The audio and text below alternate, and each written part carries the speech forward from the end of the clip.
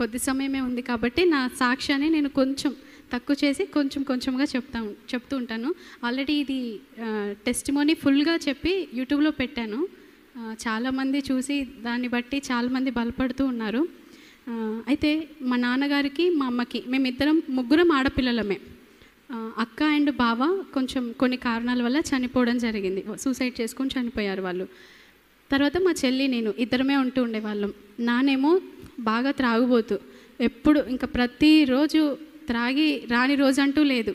ప్రతిరోజు త్రాగి రావడం, ఇంట్లో వాళ్ళని కొట్టడం, ఇలా లేపేసి అక్కడ పడేసేవాడు మమ్మల్ని. అయితే చిన్నగా ఉంటున్నప్పుడు అసలు అప్పుడే చనిపోవాల్సిన వాళ్ళం మేము. కానీ దేవుడు మహాకృపను బట్టి ఈ రోజున ఈ స్థాయిలో ఉంచడానికే దేవుడు ఆ రోజున బ్రతికించి ఉంటాడు.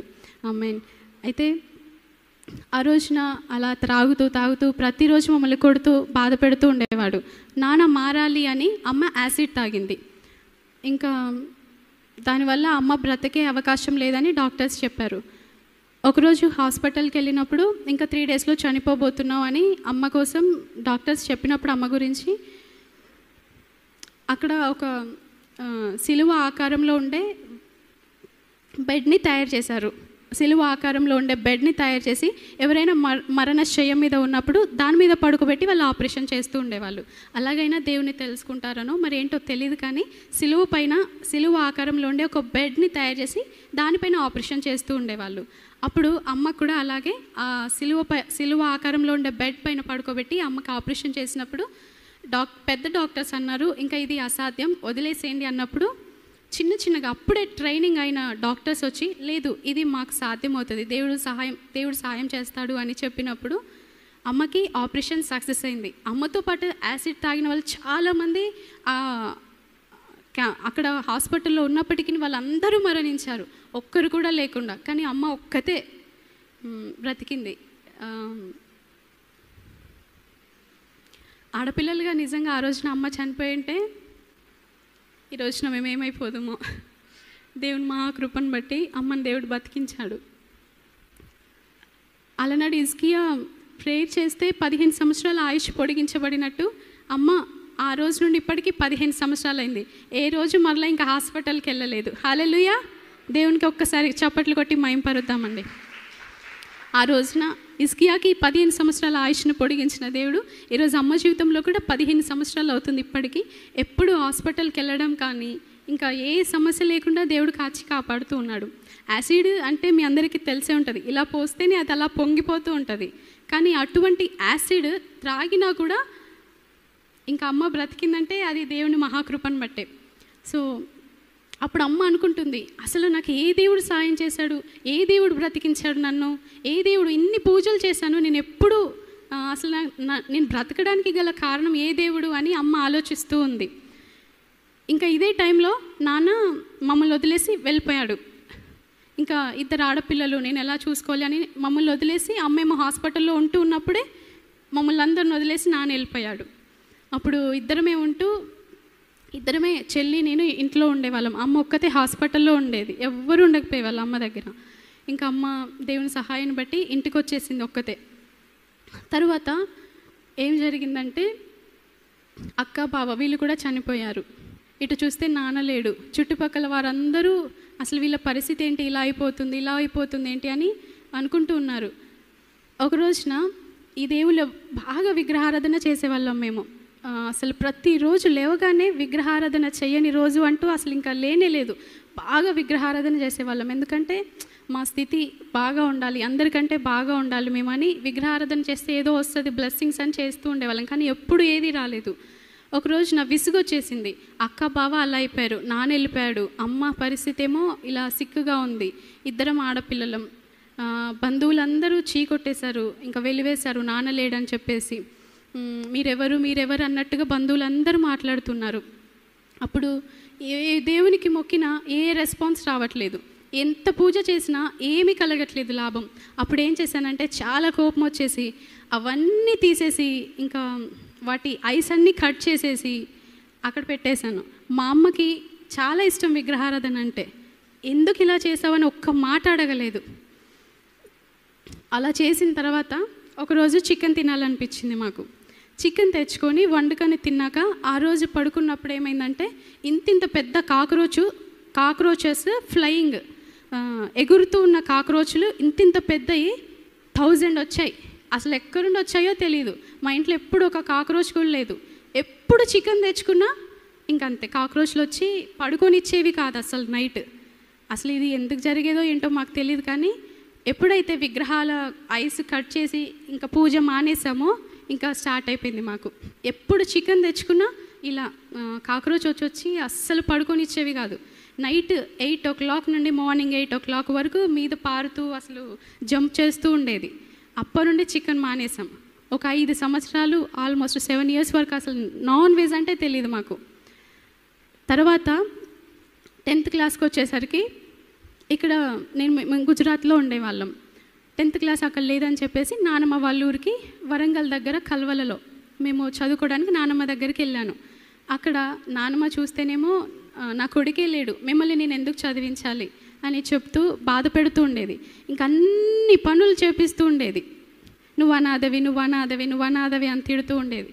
అలా అన్ని పనులు చేపిస్తూ ఉండేది. సరే నాన్నలేడు కదా, నా పరిస్థితి ఇంతేనేమో అని చెప్పి నేను కూడా అన్ని పనులు చేస్తూ ఉండేదాన్ని. ఒక రోజున నేను మా నాన్నమ్మ వాళ్ళ ఇంట్లో ఉంటున్నప్పుడు ఎదురుగా ఒక చిన్న గృహకూడిక జరుగుతుంది. 9 సభ్యులు ఉన్నారు. వారు పాడుతున్న పాట ఏంటంటే, అందరిలోన ఉన్నావు అన్నీ నీవై ఉన్నావు,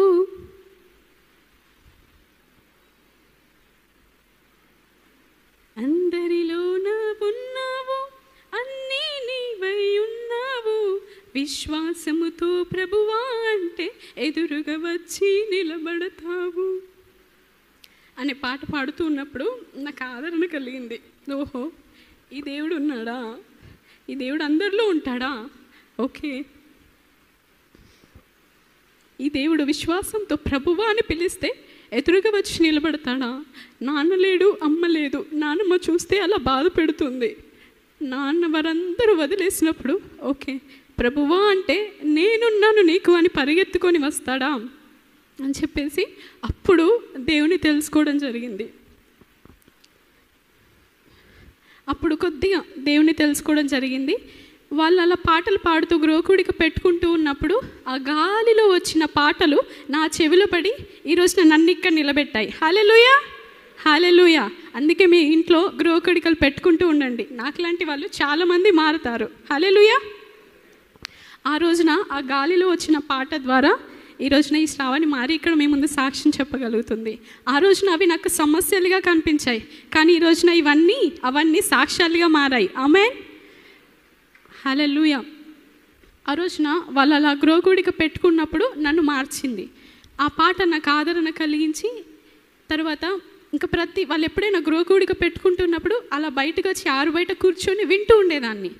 అప్పుడు మా నాన్నమ్మ వాళ్ళు, ఓహో వాళ్ళు కూడా యేసు రక్తం వేసేసి నిన్ను మార్చేశారా, యేసు రక్తం అంటూ వాళ్ళు మనుషులను అందరినీ మారుస్తూ ఉంటారు, నిన్ను కూడా మార్చేశారా, నీ మీద కూడా యేసు రక్తం వేసారా అని చెప్తూ గేలి చేస్తూ, నువ్వు కూడా మామూలుగా ఊర్లలో మాదిగ దేవుడు, మాల దేవుడు అని తిడుతూ ఉంటారు. సో నన్ను కూడా అలా, ఓహో నువ్వు కూడా అటు కన్వర్ట్ అయిపోయావా, నువ్వు కూడా మాదిగ దేవుని నమ్ముకున్నావా అంటూ నన్ను ఇలా అపహేళన చేస్తూ ఉండేవాళ్ళు. సరే పోనీలే ఏమన్నా అనుకోని అని వదిలేసి ఒక చిన్న బైబిల్, నాకు బైబిల్ కూడా లేదు అప్పుడు, ట్రైన్లో వెళ్తున్నప్పుడు ఒక సిస్టర్ కలిసారు. ఇంకా చర్చికి వెళ్ళడం అదేమీ స్టార్ట్ చేయలేదు. అప్పుడు ఒక ట్రైన్లో కలిసింది ఒక సిస్టర్. నీ ఆశ ఏంటో దేవునితో చెప్పు, దేవుడు నెరవేరుస్తాడు అని చెప్పి ఒక చిన్న బైబిల్ ఇచ్చింది. అది ఇప్పటికీ ఉన్నది, మా పిల్లలు కూడా అదే చదువుతూ ఉంటారు. అయితే ఆ బైబిల్ నాకు చదవడం రాకపోయేది, అర్థమే అవ్వకపోయేది అసలు. అది అక్కడ పెట్టేసి ఏదో అప్పట్లో విగ్రహారాధన చేసేవాళ్ళం కాబట్టి అదే అలవాటుతో ఇలా బైబిల్ పెట్టేసి దానికి ఏదో ఫ్లవర్ పెట్టేసి మొక్కేసి వెళ్ళిపోయేదాన్ని. నేను బాగా చదువుకోవాలి, మా లైఫ్ బాగుండాలి, అమ్మ ఇట్లా ఉండకూడదు, మేము మంచి ఉన్నత స్థితిలో ఉండాలి, నా బంధువులందరూ మా దగ్గరికి రావాలి అని ఇలా బైబిల్ దగ్గర ఇలా ప్రేయర్ చేసుకొని వెళ్ళిపోయేదాన్ని స్కూల్కి. అలా చదువుకుంటూ ఉన్నప్పుడు 10th క్లాస్లో నేను చదువుకుంటూ ఉన్నప్పుడు ఇంకా మా నాన్నమ్మ గేదెలు బర్రెలు అవన్నీ ఉంటాయి కదా, అవన్నీ చాలా దూరం వెళ్ళి విడిచిపెట్టి రావాలి. తల మీద ఒక ఏమంటారు దాన్ని, ఒక బేషన్ లాగా ఉంటుంది, అది ఎప్పుడైనా పేడేస్తే అందులో తీసేసుకొని తల మీద పెట్టుకొని రావాలి. అలా చదువుకున్నాను. మా ఫ్రెండ్స్ అందరూ చక్కగా మంచిగా ఫ్రెష్ అయ్యి నీట్గా డ్రెస్అప్ అయ్యి స్కూల్కి వెళ్తూ ఉంటే నేను మాత్రం ఇంకా వాళ్ళు స్కూల్కి వెళ్ళే టైంకి కూడా పని చేస్తూ ఉండేదాన్ని. 4 o'clockకి లేచి అదంతా ఊడ్చేసి ఇంకా గేదెలన్నీ అక్కడ వదిలేసి అప్పుడు స్కూల్కి వెళ్ళేదాన్ని. ఈమెం చదువుతుంది, ఇలాంటి పని చేస్తుంది, ఇంకా ఇవే కరెక్ట్, ఈమెకి ఇవే సూటబుల్ అని మా ఫ్రెండ్స్ అందరూ తిడుతూ ఉండేవాళ్ళు. కానీ అదే 10th క్లాస్లో దేవుడు నాకు 2nd ర్యాంక్ ఇచ్చాడు స్కూల్ మొత్తంలో. హల్లెలూయా. దేవుడు ఎప్పుడు నమ్మదగిన వాడు, ఎప్పుడు విడిచిపెట్టే దేవుడు కాదు. సో అలా నేను ఆ 10th క్లాస్లో వాళ్ళ పాటలు వింటూ నేను ఆదరణ పొందుతూ దేవుని అప్పుడే కొంచెం కొంచెంగా తెలుసుకుంటున్నాను. సో అలా 10th క్లాస్ అయిపోయింది. ఇంటర్లోకి వచ్చేసరికి ఇంకా ఇంటర్ చదవాలంటే చాలా దూరం అయిపోతుంది కాలేజ్. సో అమ్మ చాలా దూరంగా ఉంది కాలేజ్, నువ్వు ఇక్కడికి వచ్చేసి మనం ఇక్కడే ఉంటూ చదువుకుందాం, మనకి ఇక్కడ ఇల్లు ఉంది కదా అని నేను అమ్మని ఇన్వైట్ చేశాను. అప్పుడు అమ్మ చెల్లి ఇద్దరు కలిసి వచ్చేసారు. కానీ వచ్చేసరికి నాన్న లేడు కదా, సో మీకు ఇల్లు ఇవ్వను, మీరెవరో నాకు తెలియదు అని పెద్దల్లో పెట్టేసింది, పోలీస్ స్టేషన్లో పెట్టేసింది. ఇంకా అలా గొడవలు జరుగుతూ ఉన్నప్పుడు అవెంత గొడవలు జరుగుతున్నాయో దేవుడు అంత సమీపంగా మా దగ్గరకు వస్తూ ఉన్నాడు. సో నాన్నమ్మ ఇల్లు ఇవ్వట్లేదు అని చెప్పేసి ఒక దగ్గర రెంట్ తీసుకొని అక్కడ ఉన్నాము. ఆ ఇంటి ఓనర్ క్రిస్టియన్స్. దానివల్ల వాళ్ళు ఒకరోజు గృహకూడిక పెట్టుకున్నప్పుడు అమ్మ నువ్వు సాంగ్స్ నేర్చుకున్నావంటగా, 2 songs నేర్చుకున్నాను. అప్పుడు నువ్వు సాంగ్స్ నేర్చుకున్నావంట కదా, ఒకసారి వచ్చి మా ఇంట్లో గృహకూడిక జరుగుతుంది, కూర్చో కొద్దిసేపు అని ఇన్వైట్ చేసినప్పుడు నేను వెళ్ళాను. అప్పుడు నైట్ అవుతుంది, అమ్మ చెల్లి పడుకున్నారు, అక్కడే పడుకున్నారు అదే హాల్లో. అప్పుడు పాట పాడుతున్నాను, ఇదే పాట నేను నేర్చుకున్నదే, అందరిలోనూ ఉన్నావు అన్నీ నీవై ఉన్నావు అని పాట పాడుతున్నప్పుడు అమ్మ పడుకుంది అనుకొని నేను ఆ పాట పాడుతున్నాను వాళ్ళ దగ్గర. కానీ అమ్మ వింటుంది, అమ్మ అర్థం చేసుకుంది, ఓహో ఈమెకి జీసస్ అంటే ఇష్టం అట్టుంది అని చెప్పేసి అమ్మ అక్కడ ఊరు నుండి ఇక్కడికి వచ్చినప్పుడు ఏమీ తీసుకురాలేదు, ఇంకా విగ్రహాలన్నీ అక్కడ వదిలేసి వట్టి చేతులతో వచ్చేసింది. అమ్మ ఒక లగేజ్ తీసుకొని వచ్చేసింది. ఇంటర్ వచ్చేసాక అమ్మ కూడా ఒకరోజు చర్చ్కి వెళ్దామని మా ఇంటి ఓనర్ అమ్మ ఇన్వైట్ చేసినప్పుడు మేము చర్చ్కి వెళ్ళాము. అలా అలా అలా చర్చ్కి అయితే వెళ్తున్నాము. అలా ఇంటర్ అయిపోయింది. ఇంటర్లో 2 డ్రెస్సులు. ఇంకెప్పుడు ఇందాక చెప్పాను కదా, ఎప్పుడు చికెన్ ఎప్పుడన్నా తినాలనిపిస్తే కాక్రోచ్లు వచ్చేసేవి. సో ఎప్పుడు ఎంత ఆశ ఉండేదో చికెన్ తినాలని, కానీ ఎప్పుడూ ఉండేది కాదు. రేషన్ రైస్ ఇస్తారుగా, చాలా లావుగా ఉంటాయి, అవి తీసుకొచ్చి అమ్మ వండి పెట్టేది. అది తిందామంటే తినాలనిపించేది కాదు. అమ్మ ఎక్కడికైనా భోజనం వస్తే అమ్మ చెప్తుండేది, ఈరోజు కడుపు నిండా తినండి అన్నం, ఈరోజు అక్కడ చికెన్ పెడతారు, ఈరోజు అక్కడ సన్న రైస్ పెడతారని చెప్తూ ఉండేది. ఎక్కడికైనా వెళ్ళినప్పుడు చాలా సంతృప్తిగా తినేవాళ్ళం. కానీ ఇంట్లో చూస్తే వెజిటేబుల్స్కి కూడా డబ్బులు ఉండేవి కాదు. అమ్మ ఎప్పుడో ఊర్లో పెట్టిన పికిల్ ఇంత తీసుకొస్తే కొంచెం కొంచెంగా వేసుకొని అదే రేషన్ రైస్తో తినేవాళ్ళం. అమ్మ కొన్ని రేషన్ రైస్ వచ్చేది మాకు. సో అమ్మ కొంచెం హెల్త్ బాగోలేదు కాబట్టి అమ్మ ఎక్కువ తినాలని చెల్లి నేను తిన్నట్టు నటించి అమ్మకి ఎక్కువ పెట్టేసేవాళ్ళం. అమ్మ హెల్తీగా ఉండాలి, మనం లేకపోయినా పర్వాలేదు, అమ్మ హెల్తీగా ఉంటే మనల్ని చూసుకుంటుంది అని. సో అలా అలా ఇంటర్ కూడా గడుస్తూ వచ్చింది. 2 డ్రెస్తోనే 2 సంవత్సరాలు. అందరూ ఏంటి నీకు డ్రెస్సులు లేవా అని ఫ్రెండ్స్ అందరూ పార్టీస్కి వెళ్ళేదాన్ని కాదు, ఎందుకంటే నీకు డ్రెస్ లేదా అని ఎవరంటారో అని చెప్పేసి ఎప్పుడు పార్టీస్కి వెళ్ళడం కానీ ఏది ఎక్కడికి వెళ్ళేదాన్ని కాదు, ఎందుకు వాళ్ళతో మాట అనిపించుకోవడం అని. సో అలా అలా వెళ్తున్నప్పుడు ఆ రోజు డ్రెస్సులు లేవు, కానీ ఈరోజు నన్ను అనేకులకి డ్రెస్ ఇచ్చేదానిగా దేవుడు నన్ను చేశాడు. ఆ రోజున నాకు అన్నం లేదు, ఒక్కరోజు చికెన్ తినడానికి లేదు, కానీ ఈరోజున అనేకులకి చికెన్ పెట్టేలాగా దేవుడు చేశాడు. హల్లెలూయా. అలా ఇంటర్ అయిపోయింది. ఇంటర్లో కూడా దేవుడు కాలేజ్ మొత్తంలోనే 3rd ర్యాంక్ ఇచ్చాడు. ఇంకా డిగ్రీ వచ్చేసరికి డిగ్రీ ఇక్కడైతే గవర్నమెంట్ కాలేజ్ లేదని ఖమ్మం వెళ్ళి చదువుకున్నాను. హాస్టల్లో ఉండి ఖమ్మంలో చదువుకుంటూ ఉన్నప్పుడు ఒక అమ్మ ఆ పెద్ద కాలేజ్, చాలా పెద్దది, ఇక్కడ నుండి చాలా పెద్దగా ఉంటుంది. ఆ కాలేజ్లో జాయిన్ చేసేటప్పుడు మాకెవ్వరూ తెలీదు, కనీసం ఆ గేట్ ఎంట్రన్స్లోంచి ఎలా వెళ్ళాలో కూడా ఆ రూట్ తెలీదు మాకు, అంత పెద్ద కాలేజ్. సో ఆ గేట్ దగ్గర నిలబడ్డప్పుడు ఒకసారి ఫోన్ చేశారు, అమ్మ నేను వస్తాను ఆ గేట్ దగ్గరే ఉండమన్నప్పుడు 1 hour అక్కడే వెయిట్ చేశాం. అప్పుడు అమ్మ వెయిట్ చేసి ఒక మాట అన్నారు విసుగొచ్చి, శ్రావణి నువ్వు ఈ కాలేజ్కి ఫస్ట్ రావాలి, ఈ కాలేజ్లో నువ్వు గోల్డ్ మెడల్తో బయటికి రావాలి. ఇప్పుడు ఎంతగా నేను ఇక్కడ ఇలా వెయిట్ చేశానో అలా ఇంత బాధపడకూడదు. ఈ కాలేజ్ నుండి వెళ్ళేటప్పుడు చాలా ఆనందంతో సంతోషంతో మనం వెళ్ళాలి అని అమ్మ చెప్పింది.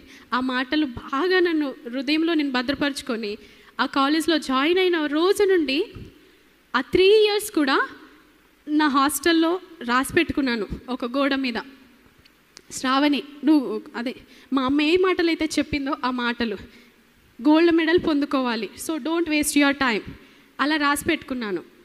ఎప్పుడైనా ఫ్రెండ్స్ వచ్చి మాట్లాడుతుంటే అది చూసి నాకు వెంటనే గుర్తొచ్చేది అమ్మ చెప్పిన మాటలు.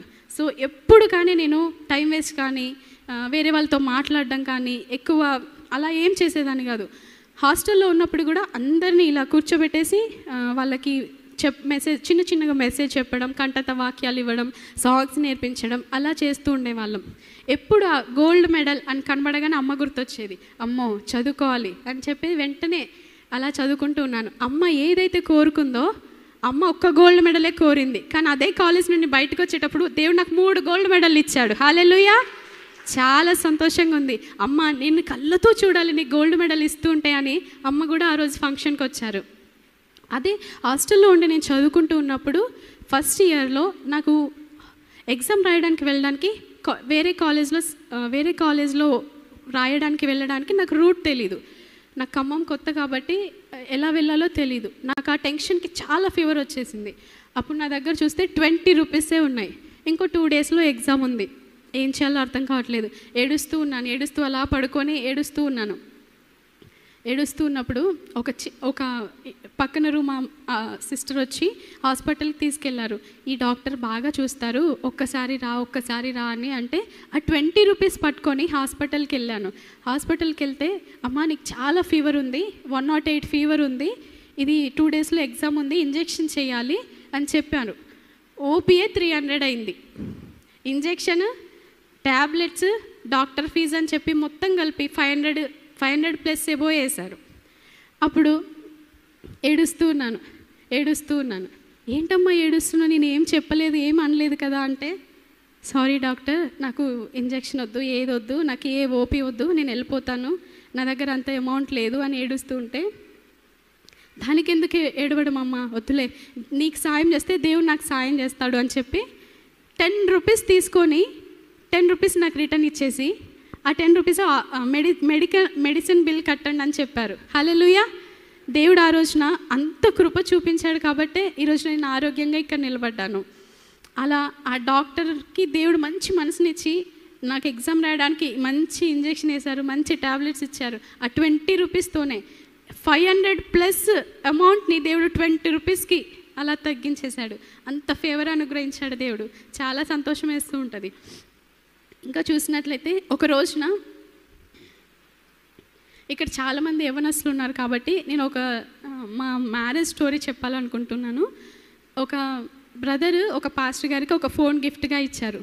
అందులో బ్రదర్ కాంటాక్ట్స్, ఇంకా చాలామంది బ్రదర్స్ కాంటాక్ట్స్, అంకుల్స్, ఆంటీస్, అన్ని సిస్టర్స్ అందరి ఉన్నాయి కాంటాక్ట్స్. నేను డిగ్రీ చదువుతూ ఉన్నప్పుడు ఆ ఫోన్ నేను కొనుక్కోవడం జరిగింది. పాస్టర్ గారు నాకు అమ్మేశారు, బాగా పనిచేయట్లేదు అని చెప్పింది. అప్పుడు ఆ ఫోన్ నేను కొనుక్కున్నప్పుడు నేను సర్టిఫికేట్స్ కోసమని కాలేజ్కి వెళ్తూ అలా హాస్టల్ నుండి కాలేజ్కి వెళ్తూ ఉన్నప్పుడు కొంతమంది బాయ్స్ వెంటపడుతూ ఉండేవాళ్ళు, నేను పెళ్లి చేసుకుంటాను, నేను చేసుకుంటా అని. అలా వెంటపడుతున్నప్పుడు నేను వాళ్ళని ఎలా తప్పించుకోవాలో తెలియక, చాలామందికి ఏం చెప్పాలో తెలియక ఇలా ఫోన్ ఇలా స్క్రోల్ చేస్తూ ఒక ఫోటో చూద్దాం, అది చూపెడదాం అని చెప్పి ఇలా స్క్రోల్ చేస్తూ ఉన్నాను. చాలా ఫొటోస్ ఉన్నాయి, కానీ బ్రదర్ ఫోటో ఇలా ఐకాన్ క్లిక్ చేసి, ఇదిగో ఈ అబ్బాయితో నాకు ఎంగేజ్మెంట్ ఫిక్స్ అయిపోయింది, ఫలానా డేట్, ఫలానా మంత్, ఫలానా టైం అని చెప్పాను. అలా చెప్తూ ఉన్నప్పుడే దేవుడు ఆమేన్ అనేసాడు. నిజంగా అదే జరిగిపోయింది. హల్లెలూయా. చాలామంది యవ్వన కాలంలో ఉంటున్నప్పుడు ప్రేమిస్తూ ఉంటారు కదా. సో అలా మేము పెళ్ళికి ముందు ఏం చేసామంటే, తను అక్కడే వాళ్ళ ఇంట్లో, నేను మా ఇంట్లో ఉన్నప్పుడు ఫోన్స్ చేసుకొని అందరూ తర్వాత ఏంటేంటో మాట్లాడుకుంటారు. నాకు అంతగా తెలియదు, ఎలా చెప్పాలో అర్థం కావట్లేదు. ఏంటేంటో మాట్లాడుకుంటారు. కానీ మేము పెళ్ళికి ముందు ఏం చేసామంటే 3 o'clock లేసి కాన్ఫరెన్స్ కాల్లో ప్రేయర్ చేస్తూ ఉండేవాళ్ళం. ప్రేయర్ చేస్తూ అప్పుడు డిసైడ్ అయ్యాం, మనం పెళ్ళయ్యాక కూడా ఎప్పుడు 3 ప్రేయర్ చేయాలి, ఒకరోజు ఆల్ నైట్ చేయాలి, వీక్లీ వన్స్ ఫాస్టింగ్ ప్రేయర్ చేయాలి, ఇలా పెట్టుకున్నాము. కానీ పెళ్ళైన తర్వాత అసలు ఏమీ చేయలేదు. 1 మంత్ అయిపోయింది, 2 మంత్స్ అయిపోయింది, 3 మంత్స్ అయిపోయింది. అప్పుడు దేవుడు, పరిశుద్ధాత్మ దేవుడు మమ్మల్ని గద్దిస్తున్నాడు. ఎవరైనా భర్త బయటికి వెళ్ళి ఇంటికి వచ్చాక తిన్నావా, వంట చేసావా, ఎలా ఉన్నావు, పని అయిపోయిందా అని ఇట్లా అడుగుతారు. జాషువా బ్రదరు డ్యూటీకి వెళ్ళి ఇంటికి వచ్చాక బైబిల్ చదివావా, ప్రేయర్ చేసావా, ఎంతసేపు చేసావు, ఎన్ని అధ్యాయాలు చదివావు, ఎలా చదివావు, ఏమర్థమైంది, ఇలా అడుగుతుండేవాళ్ళు. ఇంకా నాకు టెన్షన్ వచ్చేసేది. అప్పుడు కొంచెం కొంచెంగా పెళ్ళయ్యాక అన్ని పనులు ఎక్కువ అవ్వడం వల్ల ప్రేయర్ తగ్గిపోయింది, బైబిల్ తగ్గిపోయింది. సో అలా అడుగుతారన్న భయంతోనైనా నేను చదివేసి ముందే రెడీగా ఉండేదాన్ని. అలా అందరైతే పెళ్ళికి ముందు అలా ఏంటంటో మాట్లాడుకుంటారు, కానీ పెళ్ళికి ముందు కూడా మేము బ్రదర్ అస్సలు 1 అవర్ ప్రేయర్ చేస్తే కానీ నువ్వు ఫోన్ చేయకు అని చెప్పేవాళ్ళు. అలా 1 అవర్ ప్రేయర్ చేస్తే కానీ నువ్వు నాకు ఫోన్ చేసి మాట్లాడే అవకాశం లేదని చెప్తూ ఉండేవాళ్ళు. 1 అవర్ ప్రేయర్ చేస్తే 5 మినిట్స్ మాట్లాడే అవకాశం ఇచ్చేవాళ్ళు బ్రదర్. సో అలా జరిగిందండి మ్యారేజ్ కూడా. ఇంకా పెళ్ళికి ముందు చాలామంది అడుగుతుండేవాళ్ళు, నీకు ఎలాంటి భర్త కావాలనుకుంటున్నావు, అమ్మ కూడా నీకు పెళ్ళి సంబంధం చూడాలిగా, ఎలాంటి వాళ్ళు కావాలనుకుంటున్నావు అని అమ్మ అడిగినప్పుడు ఒకే మాట చెప్తుండేదాన్ని, ఇంత హైట్ ఉండాలి, వైట్గా ఉండాలి, హైదరాబాద్లో ఉండాలి, జాబ్ చేస్తూ ఉండాలి, ప్లస్ పాస్టర్గా కూడా ఉండాలి, 2 చేయాలి, జాబ్ చేస్తూ ఉండాలి, పాస్టర్గా కూడా ఉండాలి, హైదరాబాద్లో ఇల్లు ఉండాలి, కారు ఉండాలి, ఇవి చెప్పాను. కానీ బ్రదర్ని పెళ్లి చేసుకున్నప్పుడు అసలు ఏమీ లేవు, అవేమీ లేవు. పాస్టర్ కూడా కాదు జాషువా బ్రదర్ గారు, పాస్టర్ కాదు, హైదరాబాద్లో ఇల్లు లేదు, అసలు ఏమీ లేదు. కానీ చేసుకుని అయితే చేసుకున్నాను. కానీ నా హృదయ వాంఛలను దేవుడు ఎలా తీరుస్తున్నాడంటే, నిజంగా హైదరాబాద్ వచ్చారు, ప్లస్ పెళ్ళి కాకముందు పాస్టర్ కాదు, కానీ పెళ్ళి అయ్యాక నా హృదయ వాంఛను దేవుడు తీర్చాడు. పాస్టర్ అయ్యారు, ప్లస్ జాబ్ చేస్తూ ఉన్నారు, హైదరాబాద్లో ఉంటారు. ఇంకా 2 కోరికలు మిగిలాయి, ఇల్లు, కారు. ఆ 2 కూడా దేవుడు ఇచ్చేశాడు. ఆమేన్, హల్లెలూయా. ఇంకొక చిన్నది చెప్పి నేను ముగిస్తానండి. ఇలా మేము హైదరాబాద్లో పెళ్ళయ్యాక మొన్న రీసెంట్గా ఏం జరిగిందంటే, మా ఇంటి పక్కన వాళ్ళు టీవీ సౌండ్ బాగా పెట్టుకొని చాలా డిస్టర్బ్ చేస్తుండేవాళ్ళు. ఎప్పుడు చూడు సీరియల్స్, సినిమాస్, అవి సాంగ్స్ పెట్టుకుంటే ప్రేయర్ చేసుకునే దగ్గరికి బాగా వినిపించేది. అవి చాలా డిస్టర్బెన్స్గా ఉంటున్నాయి అని చెప్పి ఫోన్లో హెడ్సెట్ పెట్టుకొని సాంగ్స్ పెట్టుకొని వింటూ ప్రేయర్ చేసుకునేదాన్ని. అలా 1 మంత్ అయిపోయింది, 2 మంత్స్ అయిపోయింది, చాలా ఇబ్బంది అయిపోతుంది. అప్పుడు నేను ఏం చేశానంటే, మా కిచెన్లో, నేను ఎక్కువ కిచెన్లో ఉంటాను కాబట్టి కిచెన్లో యుద్ధము యెహోవాదే అని రాసి పేపర్ని అక్కడ స్టిక్ చేసి, ఎప్పుడు సాంగ్ వినబడ్డా వాళ్ళది యుద్ధం యెహోవాదే, యుద్ధం యెహోవాదే, యుద్ధం యెహోవాదే అని పలుకుతూ ఉండేదాన్ని. అలా పలుకుతూ ఉన్నప్పుడు ఆ రాసిన వెరీ నెక్స్ట్ డే వాళ్ళ టీవీ పగిలిపోయింది. హల్లెలూయా. మీరు అలా చేయకండి, తిడతారు. అలా టీవీ పగిలిపోయింది. ఏంటి ఇలా జరిగిందని వాళ్ళు ఆశ్చర్యపోయారు. కానీ వాళ్ళకి తెలీదు, రహస్యంగా చేసేదానికి దేవుడు బహిరంగంగా ప్రతిఫలం ఇస్తాడు.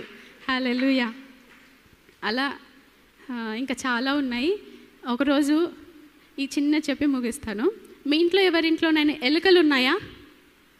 ఎలుకలు ఉన్నాయా? అయితే మా ఇంట్లో చిన్నగా ఉంటున్నప్పుడు ఇల్లు, ఎలుకలు ఆల్మోస్ట్ పిల్లికి కొంచెం చిన్న సైజు, చాలా పెద్దగా ఉండేది. పిల్లికి కొంచెం చిన్న సైజు అంటే అర్థం చేసుకోండి ఎంత పెద్దగా ఉండేదో. చాలా 50+ అలా ఉండేదేమో.